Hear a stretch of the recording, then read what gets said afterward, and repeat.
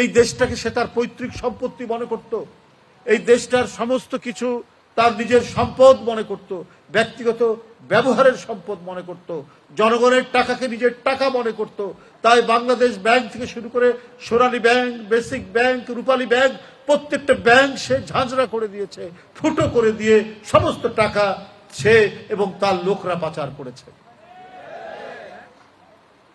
এবং সেই নিরাপদে হরিলুট করার জন্য, জনগণের টাকা আত্মসাৎ করার জন্যই সে মনে করেছে তার পথের কাঁটা বোধহয় বেগম খালেদা জিয়া।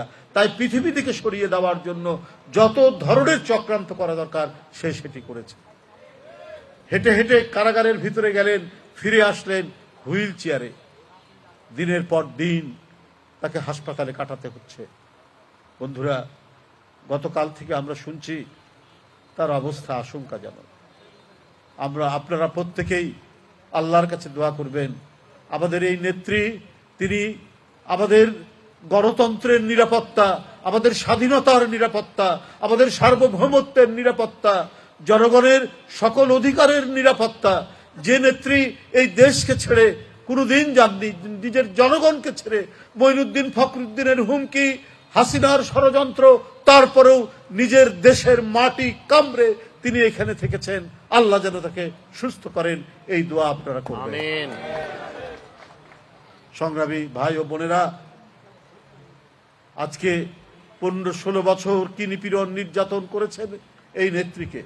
তার সন্তান তারেক রহমানের উপর চালিয়েছেন অকন্ঠ নির্যাতন, অর্থাৎ তারই তো আন্দোলনের ফসল ছিল মঈনুদ্দিন ফখরুদ্দিন। আমি আগেই বলেছি, কারণ যে দেশটাকে সে নিজের হাতের মুঠোয় রেখে সব লুট করবে, সে, তার দলের লোকরা, তার ঘনিষ্ঠজনরা, তার আত্মীয় স্বজনরা। নিজের জমি যদি থাকে ঢাকা শহরে, বাড়ি যদি থাকে, সে রাজুকের আর কোনো প্লট পেতে পারে না। কিন্তু শেখ হাসিনা কোনো আইন কানুন নিয়মের তোয়াক্কা করেনি।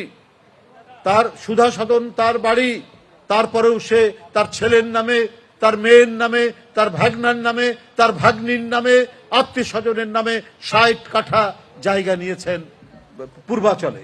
ঢাকার একটি নতুন শহর গড়ে উঠছে পূর্বাচলে। এটা প্রধানমন্ত্রী এই কাজ করতে পারেন? পৃথিবীর অনেক প্রধানমন্ত্রীর নামে অভিযোগ আছে, তার দলের লোকরা বা তার ঘনিষ্ঠজন না, কিন্তু ব্যক্তিগতভাবে মানে অভিযোগ পাওয়া যায় না, খুব কম পাওয়া যায়।